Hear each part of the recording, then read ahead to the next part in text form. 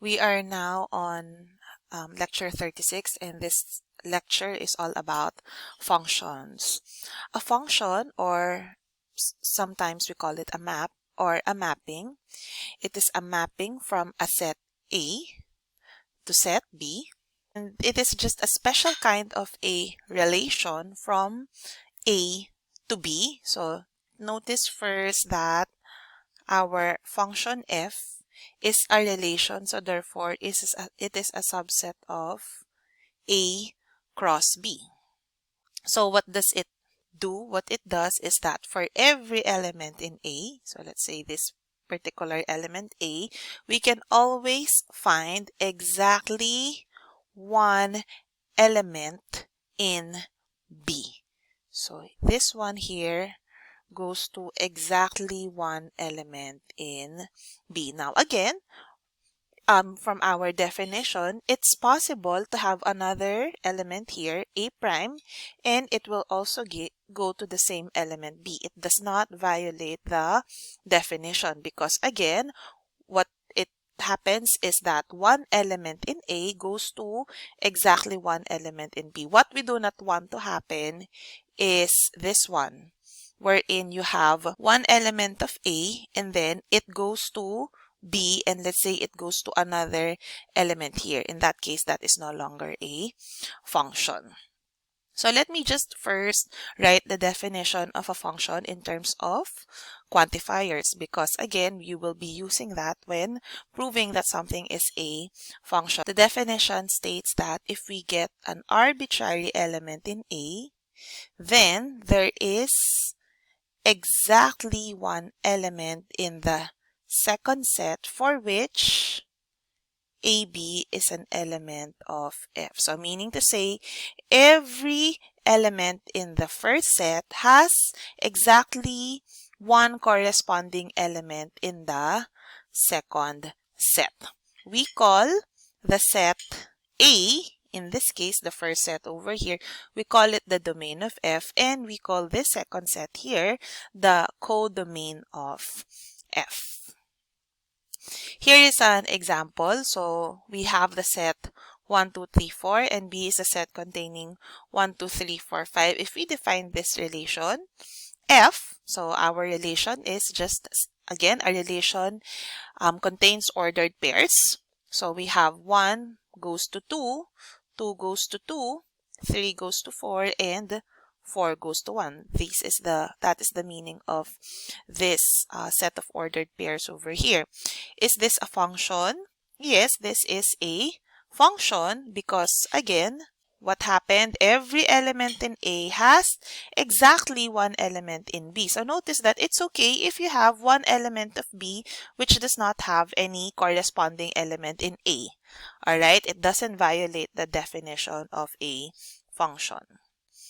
Okay, what about this one? Let us consider this relation. This is my set A and this is my set B. So our ordered pairs, we have A goes to 1, B goes to 1, C goes to 3, D goes to 3, and A goes to 2. Is this a function or not? This is not a function because our E here, this is an element of A and it doesn't have any corresponding element in B. So how do we show that a relation is a function? Let me just write again the definition of a function. So f from A to B is a function whenever, this is the definition, whenever for every element in the domain, there will always be a unique element in the codomain such that that second element corresponds to the first element. This is a for all statements. Now, because of this first part, what does it mean? It means that our proof should start with let A, right? So we should always have let A be an element of A. We are getting an arbitrary element, but we are fixing that particular element of A. And then for the existence part, we show that this element A has a corresponding element of B. So our proof will look something like this. So you will have note that you have something, the second element, and this one has to be in B, and then this is an element of the relation F. So what you want to do is to find this particular element of B. All right. And then for the uniqueness part, we already fixed our particular element of A here. How do we prove uniqueness part? So we have suppose we get two elements in the codomain such that they are both second elements. AB1, AB2, they are both elements of the relation F. And what do we need to do? We need to show that they must be the same. So I need to see all of these in your proof. I need to see this for the quantifier for all A. And then you have to find this particular B. And then for the uniqueness part as well. So let us consider this example. So we have a relation G, and we will show that this is a function from R to R. So remember that when we are defining functions, it's important that we define our domain and codomain. So that's why I said here that it is a function from R to R. Okay, so in this case, our domain is R, our codomain is R. So from the structure that I have given you, we start with let X, we get an arbitrary element in the domain. All right, let X be an element of R.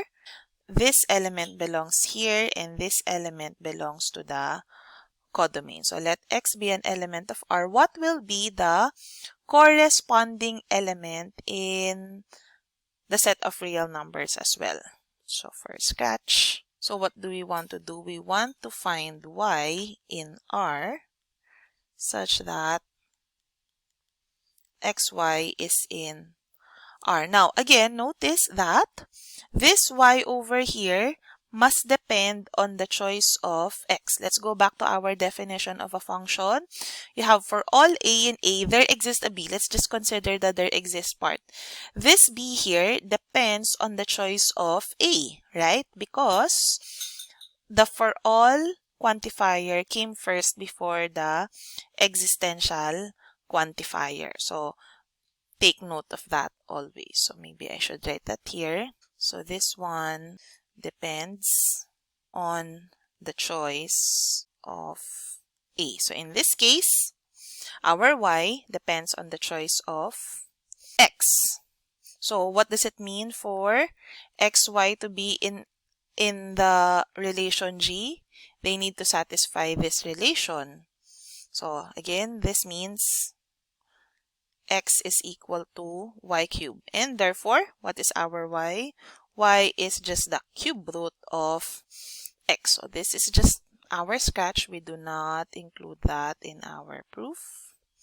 Okay, so we now just have, note that X cube root of X is in G. That's it, because, so maybe I should also include that, because X is equal to, let's show that this choice of Y works. Correct? So that's it. That's for the existence part. What about for the uniqueness part? So we have, suppose Y1 and Y2 are elements of R such that XY1 is in G and XY2 is in G. We want to show in the end that Y1 is equal to Y2. Just like what we did earlier, what does it mean for XY1 to be in G? So it means that X is equal to Y1 cube, and XY2 is in G means that X is equal to Y2 cube. So therefore, they must be equal. Y1 cube is equal to Y2 cube, and taking the cube root of both sides, we must have that y1 is equal to y2. Now take note that there is only one real cube root. Alright, so therefore they must be equal. But if we are talking about the set of complex numbers, then there are 3 cube roots. So this argument will no longer work. Instead of using AB in F, we will now just write this as f of A is equal to B. We call that element which corresponds to A under the function f as f of A. And remember, the reason why we call this f of A and we have our A inside here, let us recall that this B here depends on the choice of A. That is why we still have our A here, to remind us that B is the second element corresponding to A. We also say that B is the image of A under the function f and A is the pre-image. Now when we collect the set of all second coordinates, remember that if we have a function, the second coordinates can be represented in this way. So this is just like when we define the relations, right? Because a function is just a special kind of relation. This is still the set of all second coordinates of f. The elements in range f would be of this form. It has to be the image of something in A. So let me write that down. So we now say that B is in the range of f whenever B is equal to f of A for some element in the domain. So remember this. An element in the codomain, B here, this is an element of the codomain. We can only say that it is part of the range of f whenever we can write it as the image of something in A. Next, let us now proceed with ways of defining a function. So we can define a function as a set of ordered pairs, just like what we have seen earlier, because again, a function is simply a relation. We can also express it as a table wherein we put here all the elements of the domain and we write here the images of the elements of your domain. We can also write it in terms of its formulas. It's more common for us to define functions in this way, right? So wherein given an element in A, we are stating what would be its corresponding image. But again, it's important that you have to write down what the domain and the codomains are. Okay, so when is a relation not a function? Again, let me just write it here. F from A to B is a function.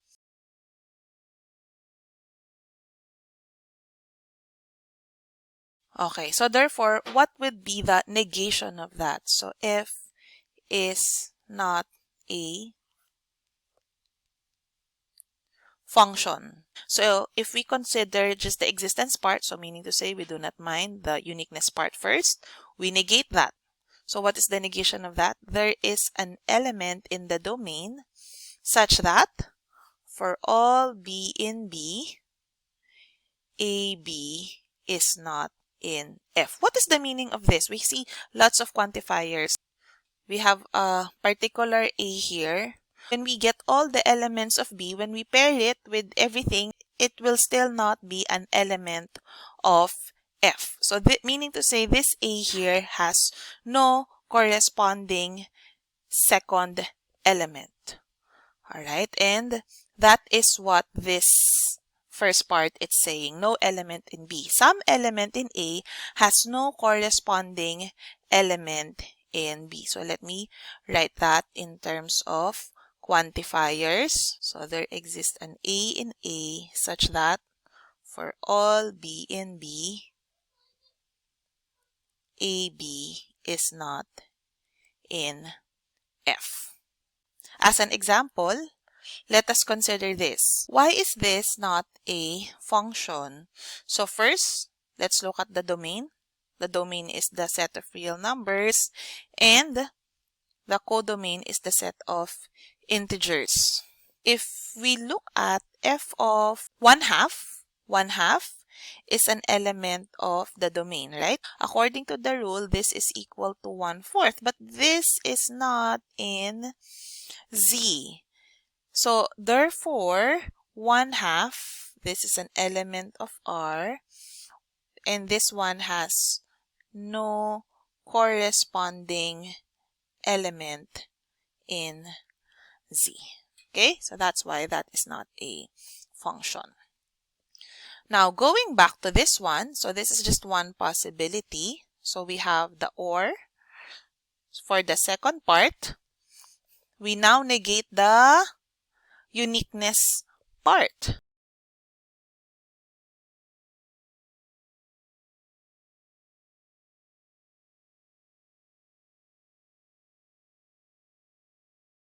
This is the uniqueness part using quantifiers. So for all A and A, the reason why I have for all B1, B2 here, I have B1 and B2 here. So I need to have a quantifier. So for all B1 and B2 in B such that AB1 and AB2 are in F, then B1 must be equal to B2. How do we negate that? So not unique.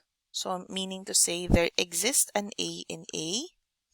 There exists B1, B2 in B. They are both existential quantifiers, so I can just delete that. So I can just, there exists A in A, B1, B2 in B. And then we negate this part. How do we negate? P implies Q, P and not Q, meaning to say copy the premise, but the conclusion will not hold. So we have AB1 in F, and I'm just copying the premise, AB2 in F, and then I still have another and B1 not equal to B2. This is the other condition that will hold if a relation is not a function. So again, this means that there is an element in the domain which has two corresponding elements in the codomain.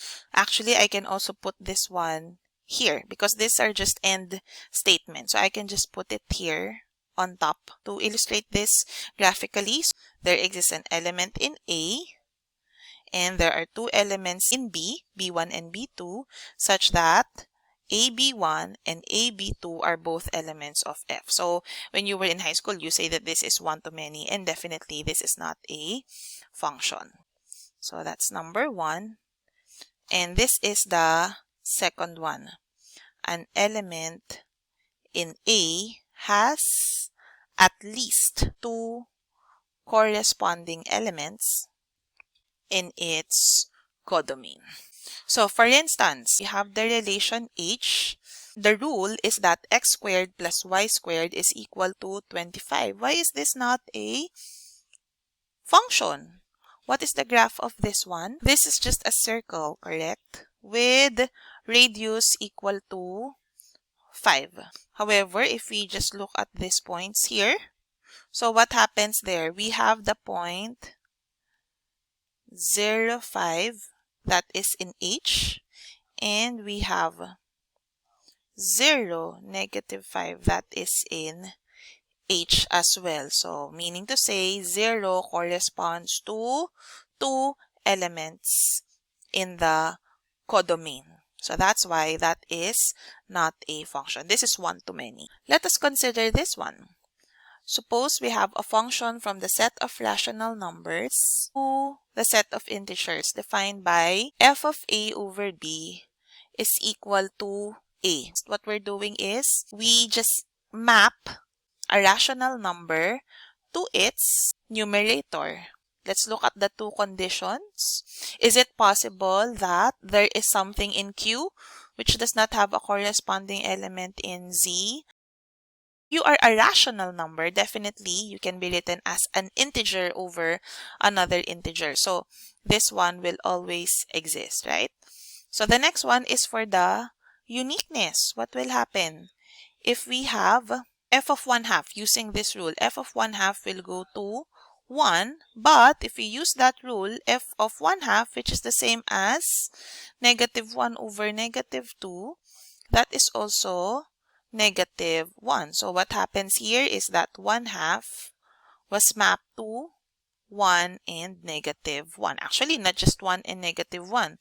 You can also view 1/2 as 3 over 6. So you can also say that it goes to 3 as well. Therefore, this is not a function.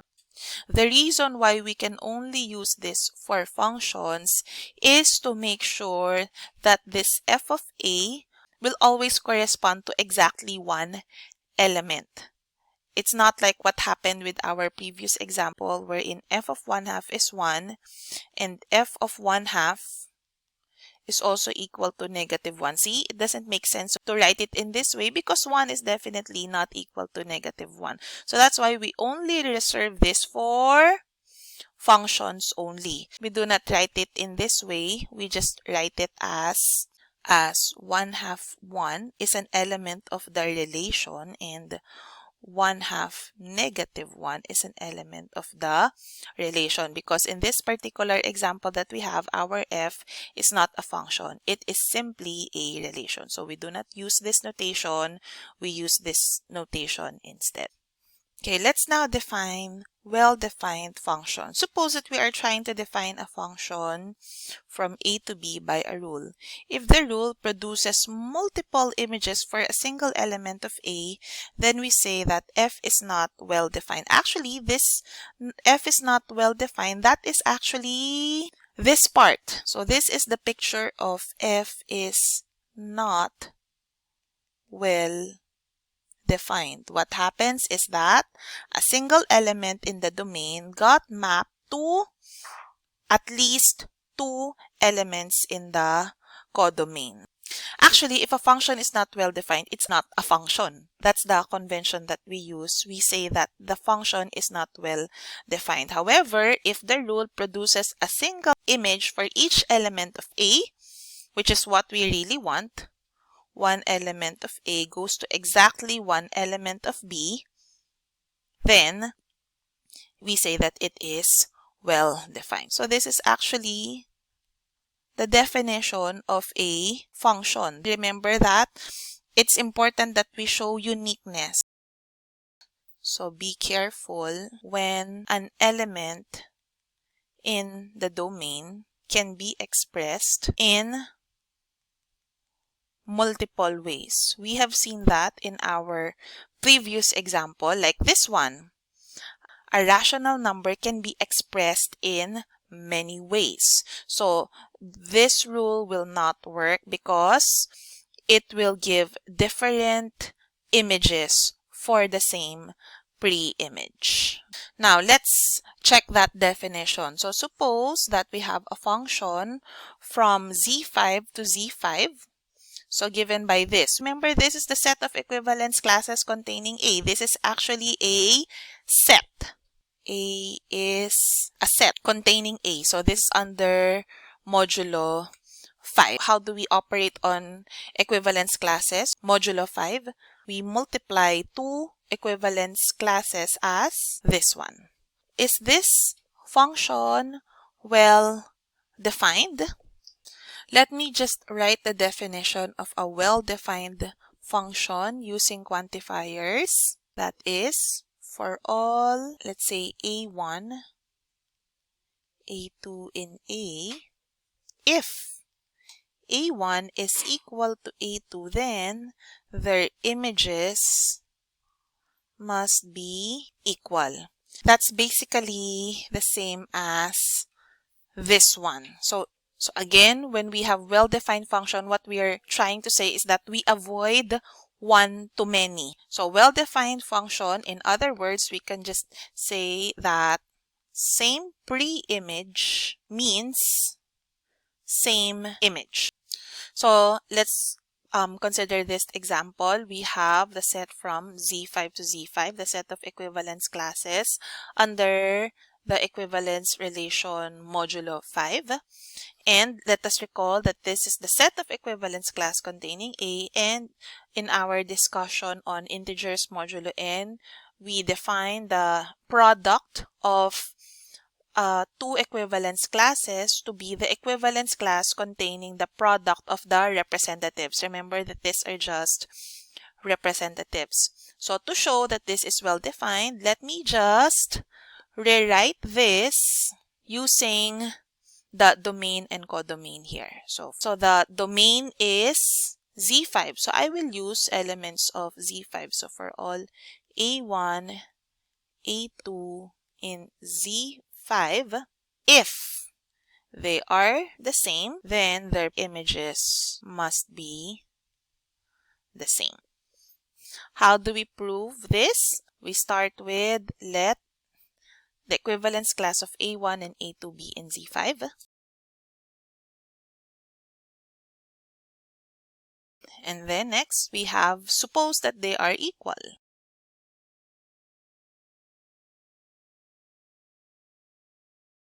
And we want to show that f of A1 is equal to f of A2. Let us now work our way backwards. From here, we want to go here. Let's try to see what we can get from what we have. Now, let us recall our results about equivalence classes in general. If we have two equivalence classes that are equal, then their representatives must be equivalent. If we have the equivalence class of A1 being equal to A2, then it means that A1 is congruent to A2. Let's stop there. Then let's go back to where we want to go. So what is f of A1? This is the equivalence class of A1 squared. This is the equivalence class of A2 squared. Now, from our definition of equivalence classes, we have, let's say, A times A. So this is my equivalence class containing A squared. By definition, this is equal to this. However, the product is just equal to the equivalence class containing the product of the representatives, A squared, right? So what I'm saying is that this is equal to this. So we can sort of put the exponent inside. So let's do that here. So this is A1 squared equals A2 squared. Now, whenever I see equivalence classes, I always make use of this because I do not want to work with sets.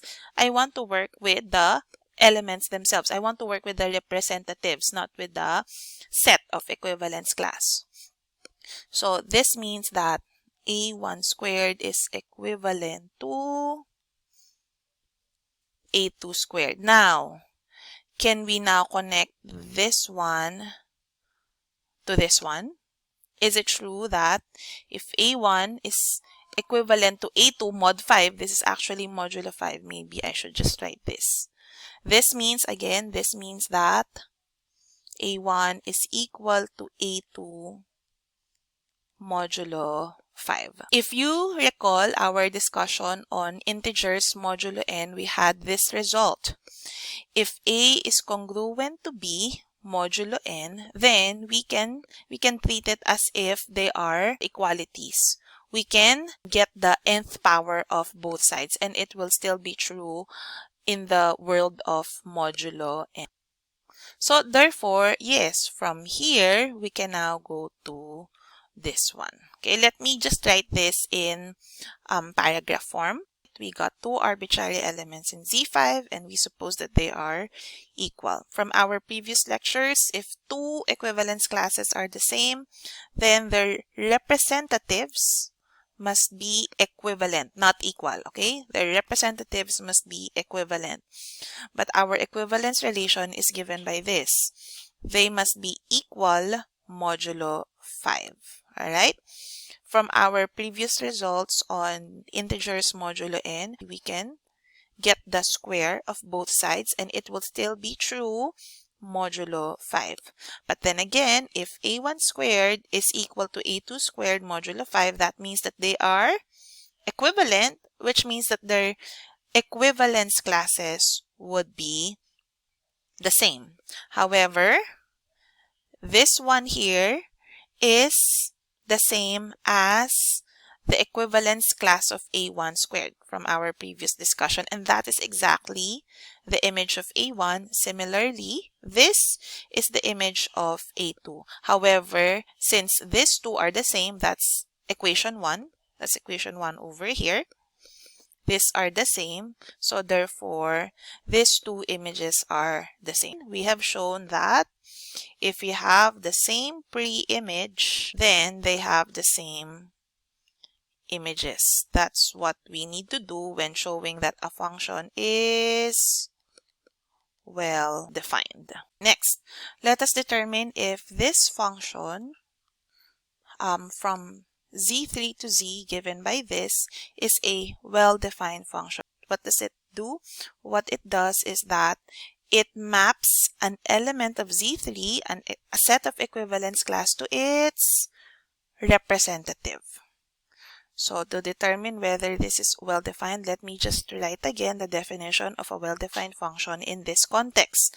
Well-defined function means same pre-images. So we have same pre-images. Let's say A1, A2. Will that mean that they have the same images? Okay, and we need a quantifier. What's our quantifier for this one? For all. So this is what we want to do to verify whether this is true. If this is not well-defined, then what is the negation of well-defined?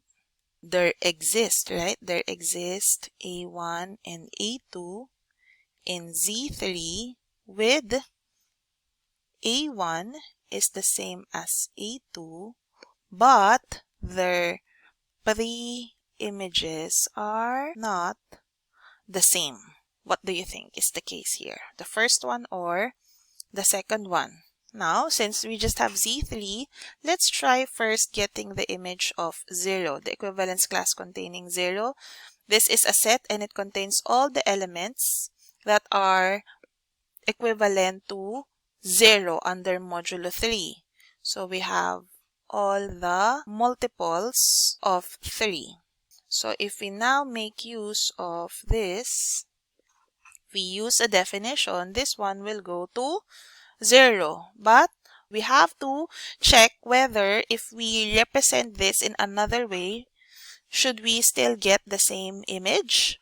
This set can also be represented as the equivalence class containing 3 because 3 is part of this equivalence class, correct? However, when we get f of 3, it will be equal to 3, right? So what have we seen? We have shown two elements in Z3 which are equal, but they have different pre-images. Okay, so therefore the answer is not well defined. For this example, I will leave it to you as an exercise. Now, when do we say that two functions are equal? To answer that question, let us first consider these two examples. I have two functions, f and g. Okay, so if you look at the way we have defined f as an ordered pair and the way we have defined g as a table, so we have the same. 1 goes to 2, 2 goes to 2, 3 goes to 4, and 4 goes to 1. However, what's the difference between the two? Notice that they have different codomains. Alright, so even if the images are the same, these two functions are not considered equal. Let me now give you the definition of equal functions. Two functions f and g are said to be equal whenever all of the following conditions hold. So, first, they must have the same domain, they must have the same codomain, and this one is saying that they always have the same images. Okay, so, now quickly tell me whether these two functions are equal. So, remember, we should satisfy 3 conditions. Normally, we are careless in checking the first 2. We are only checking this third condition. So always remember to check the domain and the codomain. So for the first one, they have different codomains. So even if they have the same images, definitely they are not equal. Next, let's look at the domain. They have the same domain, same codomain. What about the images? So, they are the same. Now, let's look at number 3. Now, it's very important that we get first the domain and the codomain. Okay, for the function f, what is the domain of f? It's the set of all reals except 0, right? For the domain of g, this is just a linear function, a horizontal line, in fact. What about the domain of h? So just like f, x cannot be 0, so r take away 0. So automatically, if we just look at the domains, then we now know that f is not equal to g and g is not equal to h. So what would be our possibility? So is it possible now that is f the same as h? They have the same domain. Let's look at the images first instead of looking at the codomain. F of x, what can we say about the graph of f of x? This is just basically a horizontal line passing through 1, right? So f of x is equal to x over x, which is equal to 1 as long as x is not equal to 0. So we have a hole at 0. This is the function f. What about the function h? Do they always have the same image? Notice here that the image of any element under the function f is always positive. However, if I look at this, because I have here an absolute value and then I have an x here, if x is negative, this one is always positive, then I can have a negative image, right? So therefore, I will now consider, let's say, the image of a negative number, h of negative 1. So by definition, this is absolute value of negative 1 over negative 1, which is equal to negative 1. However, what is f of negative 1? It's still equal to 1. This definition says here that for all a in the domain of f, we should have f of a equals g of a. That is condition 3, right? If we negate that, what is that? There exists an element in the domain. So here I'm already assuming that their domains are equal. Okay, so here for all a in a. So this one, the negation is that there will be an element in the domain wherein the images will not be the same. And that's exactly what happened in h and f. Negative 1 has different images under the function f and under the function h.